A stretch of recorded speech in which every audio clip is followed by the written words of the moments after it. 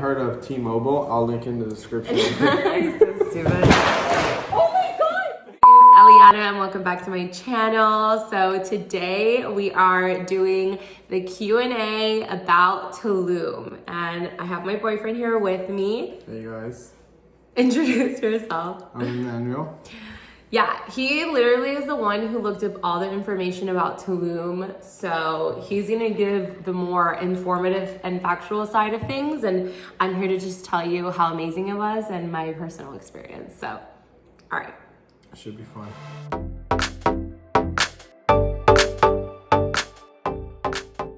All right, so we're just gonna jump right in. We went during April. April and May, around that time is said to be the driest time, so it's good. You won't get any rain. I mean, the weather when we were there, the majority of the time was pretty sunny, and I think it rained, right? But it was like literally the moments that it rained was like scattered rain for like 10 minutes and then it was fine. There wasn't like ever a true storm or like a day we couldn't do something because of the rain. It was like literally for a few minutes. Yeah, because it's a jungle. It's like the rainforest area kind of, so there's lots of rain. No matter what time you go, it most likely is gonna rain, but it'll rain like for a second and just passing clouds, and then you should be good. Yeah, so the weather was pretty good, honestly. Yeah. For our trip, it literally said it was going to be cloudy a couple of the days and sunny on a couple of other days. So we got really lucky and experienced pretty good weather. But again, I would just try to go on the drier months, which are what? April, May, like during spring. During spring. Yeah. Next topic.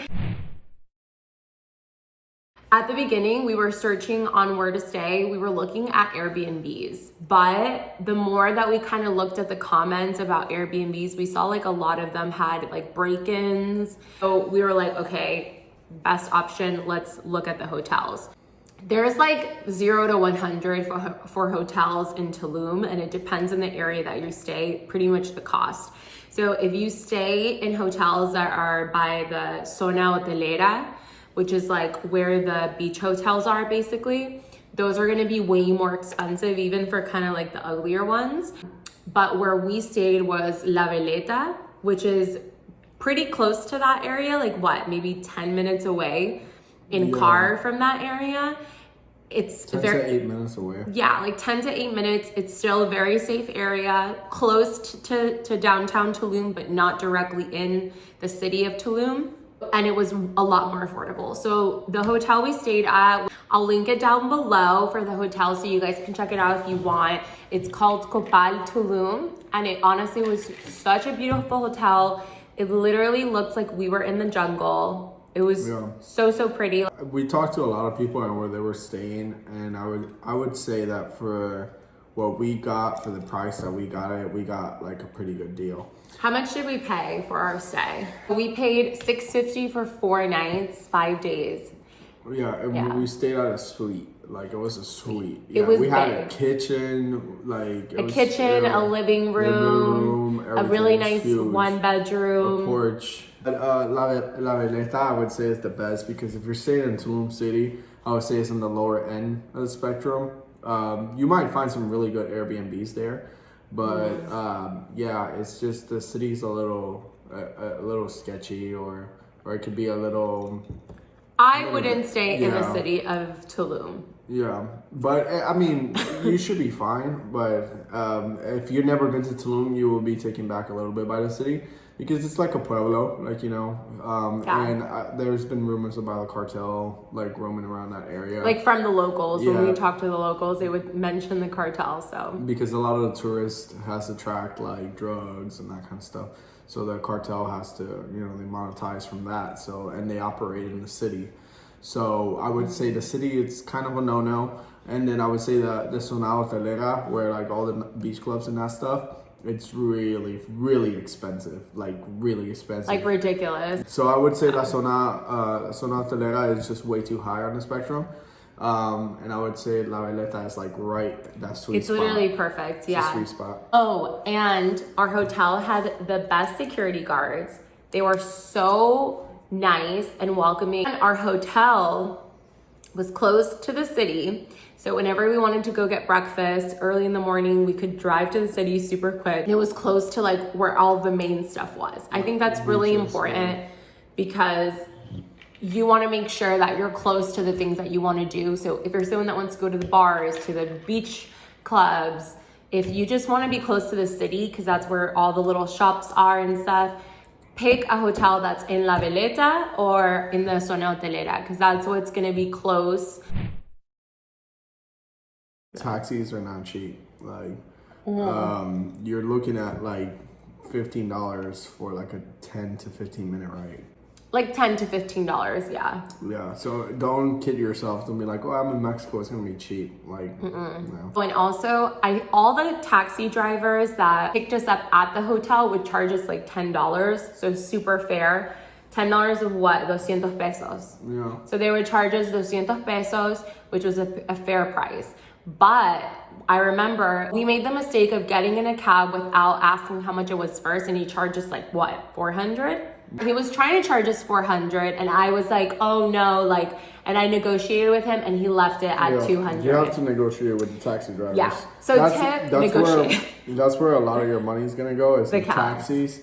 But the reason why you're gonna have to take taxis is because where everything is that it's important. The reason why you're in Tulum is just like no parking, because it's just one street and it goes down. There's no parking. And it's literally just one street, and it gets so like it gets way too packed. I feel like even though yes, you spend money on the cabs, it was more peace of mind for me than having to worry about anything. Yeah, we tried driving once and we had to turn around. Yeah, we had a rental car. Rental car is great for excursions, great for getting you to Tulum, great for going early in the morning if you want to get brunch. The good thing about having a car too is that you could explore stuff. Like you could go and just drive around and see what you find. You're not going to be able to do that with a taxi. You have to plan everything ahead. You need a COVID test to get to Tulum. The answer is no, but that was for us. So I don't know if the policy has changed. Always, your airline will send you an email, usually when you book your flight, and it'll tell you everything you need to know about your flight. Right now with COVID, check that email and check what the policies are. A lot of things are changing. When we went, we did not have to have a COVID test, a negative COVID test, or proof of vaccination to get into Tulum. You will need it to get back. Okay? Into America. To get back into America. Our hotel was super awesome. They set a COVID test for us in our rooms. They literally sent a doctor who conducted both of our tests. It was $50 a piece, which was a little pricey, but we basically paid for the convenience of having him come the day before we left. Early in the morning, I really had the test results that same afternoon by like 5 o'clock. I wouldn't recommend that though. Like you could literally walk outside your hotel and look at a bunch of like buses. They had a ton of COVID sites, but it was like in the middle of the road. If you don't want to, if you don't want to deal with it, then get it. But if you want to save a little bit of money, I would just go to one else. Yeah, but you will need it to get back into the US. So make sure you get that. So as of right now, you do have to fly into Cancun and drive to Tulum, which is like an hour and a half to 40 minutes. Yeah, you could get a shuttle, or if you rent a car, then you could drive your car down. Whichever. It's an hour and 30 minutes. This is straight road, so it's not that bad though. Yeah, our hotel had the option to set up a shuttle for us, and I think all you had to do was tip the driver, but I'm honestly so glad that he drove, because literally is one road to get to Tulum, like one road, and then you turn left and you're there. So, and we were just more calm. I had some snacks and water in the car. Like, you're gonna be relaxed. You want to be relaxed. The last thing you want to do is be in a long flight and then have to like be in a shuttle with people, with other people, and be uncomfortable. Like, get your car rental. The car rental's like $15 a day. It's super cheap. So. Yeah, it's gonna take a while. When we got there, it took us like an hour and a half to get the car rental. And there's like a ton of people trying to sell you stuff, but honestly, just like ignore it. And before you leave the airport region, there's literally a money exchange bank right next to this little like gas station thing. It's like a little like it's a gas station, like a little store. You can literally exchange your money right there. We exchanged a lot of cash. I would do it there because you might need cash the second you leave the airport. Yeah, we exchanged $500 because honestly, we just didn't want to worry about exchanging more money, and we didn't have to exchange any more money during our trip because a lot of the restaurants, a lot of the beach clubs will take a credit card. Yeah. So you really only need cash for the cab drivers to tip the hotel staff. Tip people in general. And just tip people in general. Yeah. So I really wouldn't take out too much cash. And then some of the shops, like maybe, but even the shops, sometimes the credit card machines wouldn't work at some of the smaller stores. And then we would have to use cash, but most of the time they took credit cards. So really, cash is only for tips and cabs. We were there for 4 days, and I would say you would need like $100 a day. Like $100 a day for cash. And we were like living it up. We weren't like, we weren't limiting ourselves like at all, pretty much. Yeah, so you should be fine with less than that. That's like the max. We weren't like popping bottles, but we were having like drinks and eating like a lot of food. Tipping people. Tipping people really well. Cenotes is one of them, which we went to the Gran Cenote, which is pretty awesome. There's like little turtles like around. It's beautiful. The water's so blue, and it's really, really close to the city. There's a turtle. No. After that, beach clubs are pretty awesome, but they could get very expensive very fast. The beach clubs were incredible. And there's literally, like, if you're there 5 days, I'm sure there were more beach clubs that we didn't even get to go to. Yeah, there's like impossible. We went to 3. To go to all of them. There's no way you can. So when we first got there, literally the first day, we like put our stuff in the hotel and we went to Mina. Some of the beach clubs have a minimum spend in order to get into the beach club. So as in like, if you're not staying in the hotel there or in the residence of the hotel, you have to spend a certain amount of money to get into the beach club and use like their cabanas or their chairs or their lounges or whatever. So the first one that we went to was like, and they say consumo mínimo, which is minimum spend. So like Mina was 100 pesos of minimum spend. 100 pesos is what? Like $20. $20. So cheap. Literally the food, that was one of my favorite places because I got like, just the food was incredible. I got like fresh seafood. It's really cute area. It's like kind of in the corner of the beach. So it's like kind of, there's a lot of rocky parts. There's a lot of rocks. It's really pretty. Then we went to Playa Papaya Project. Yeah. Incredible. That was her favorite part of the trip. Literally Burning Man in Tulum. Yeah, it was awesome. Like, okay, you literally walk in and the whole thing, obviously it's sand, but like there's sand like from the entrance of the place. Huge space. Literally like a club outside with sand everywhere, and there's like these beautiful like art hangings and like decor that's like white and like very desert, like Burning Man. Literally, if you've ever seen pictures of Burning Man, that's like literally the vibe. So pretty. Like I literally was like, this is like a movie. I had never seen anything like it. It was incredible. And if you like EDM, they play like minimal techno and that kind of stuff. So a lot of people are going to Tulum. You guys kind of want to like go for that music, and they're definitely, they hit that right on the mark. So I would say they're the best for that kind of vibe. So yeah. Their outside seating is like on a stage. So it like, there's like levels to the seating, and it just looks epic because it starts all the way at the top, and then the levels of seating go down, and there's like a stage where the DJ plays at the bottom, and the beach is right behind the DJ. Like it's literally like a movie. I literally fell in love. I thought it was incredible. If you eat something or drink something, you're good. Yeah. And it was like the most incredible venue. Honestly, I would go there and spend the whole day. Yeah. Like now the complete opposite to that is a beach club that you're gonna most likely hear which everyone goes to. Yeah, it's Taboo. And Taboo, it's gorgeous. Don't get me wrong. Mm-hmm. It's amazing. But the problem get your pictures with Taboo, and leave. Problem with Taboo is you have to spend at least $50 a person. It's $50 to get in, and then they give you a $50 credit. So you have to spend $100, but they give you $50 credit to spend on drinks or food or whatever you might want, which is the credit you paid for. So technically, you're paying $50 to get in. Goes to just get in. Yeah, and then $50 like you have to spend. Yeah, you have to spend. So you are clearly spending $100. You like hip hop, you like reggaeton, you're gonna want to go to Taboo. Yes, Taboo played incredible music. That's why I was like vibing there, because I enjoyed the music. It wasn't just techno. I didn't really like techno. He does. Yeah. And they played everything. They played reggaeton, they played hip hop, they played like more current it's trending pretty much songs. Kind of like how it is in America. It's like places who play hip hop. They have hookah. And reggaeton and all that stuff is gonna be more expensive. Yeah, they literally had hookah.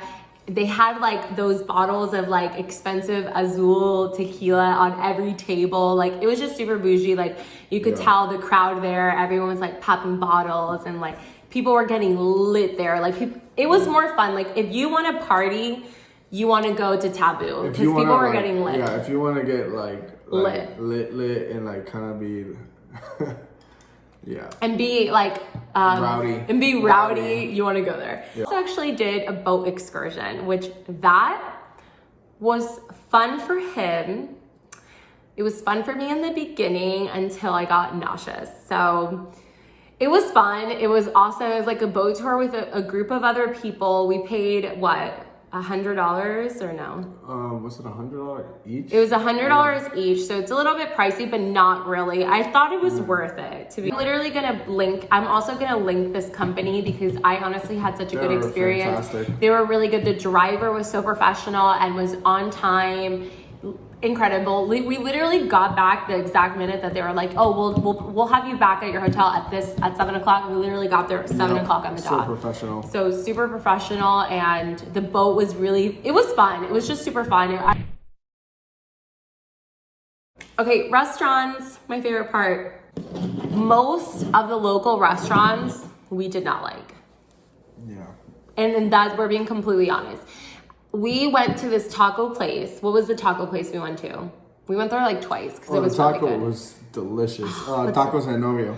Tacos en Odio. And that's incredible. Tulum City. You're gonna spend literally like $2. $2 on like a tray of tacos. And they're incredible. So good. Like fresh pineapple and like meat. Amazing. Incredible. One of the best tacos I've ever had. But like the local restaurants that we went to, both experienced 2 separate restaurants. And I don't want to name them because I'm not gonna trash talk any restaurants because but the local restaurants we went to that were like home, like the locals, like very like homey food. Not good. It could also just be we might have just gone to the wrong places. Like It was just not good. It was like not good. And the thing is like there was a ton of locals that you could tell like that were there that were local to Tulum. I did not like it. Now, Tulum has so many incredible like small little restaurants that are like new wave, like fusion, very beautiful places. All of those places we went to were incredible, and our best experience, I'll mention, was Mestiza. It was like an Asian, experience. It was like an Asian experience. I don't even know what it is. And there's so many restaurants, but that one was literally a hole in the wall. Yeah, it's a hole in the wall, but you could just tell that they like take pride in their craft because the waiter. It was like crafted food, crafted menu. The waiter comes in and he like tells you what's in the food, how to eat the food, like in what order. Yeah, so that would definitely check them out. They're so good. That was probably my favorite part of the trip. Yeah, he was like loving it. So affordable. Like if we were to eat that meal in the US, that would be like $300. Yeah, easy. And we paid like $70. $70. And we got a lot of food. So this is a really big question that I got on my Instagram, and it was how to stay safe in Tulum. I mean, guys, the short answer to that is you're not. You're not. I mean, no, stop. You're gonna scare these people. No, it is very safe, guys. Yeah. Also, perspectives. I'm from Venezuela, he's from Colombia. Like, experience a small pueblo with like poverty. And I think a lot of people, if this is your first time traveling outside of the country, you haven't really experienced poverty, it is gonna be a little bit of a shock to you because there are areas that If you are haven't traveled at all. If you haven't traveled at all, there are going to be areas where there's literally people living in shacks, and you're going to see that, and it's going to be a little bit like, whoa, like. But all the locals are very nice. But they're all so nice. Yeah. Like, I never felt unsafe from any of the locals. Honestly, just be mindful. Use the same precaution you would where you live now, you know. Keep things closed, you know, but I never felt like I couldn't wear a jewelry necklace or anything like that. Everyone was super nice, but I will say, you know, you are gonna experience and see some poverty, but I will say everyone was like really nice, everyone's happy. So did we have service? Yes and no. Yes. I mean, I did. He the whole did. time. I have T-Mobile. I had Sprint, which I don't know, but I had service in Cancun. I had perfect service. As soon as you get to Tulum, there's like sections where I didn't have service. Like by the hotel and like getting to a certain area, service. Where all the hotels were, perfect service. Right when you get to like the city center, no service. If you haven't heard of T-Mobile, I'll link in the description. You're so stupid. Oh my God! If you found this video helpful, comment below. Any more questions that we didn't answer and you want to know, I respond to all my comments, so put them down below. Guys, that's it. Thank you so much for watching, and I will see you guys next time. Bye.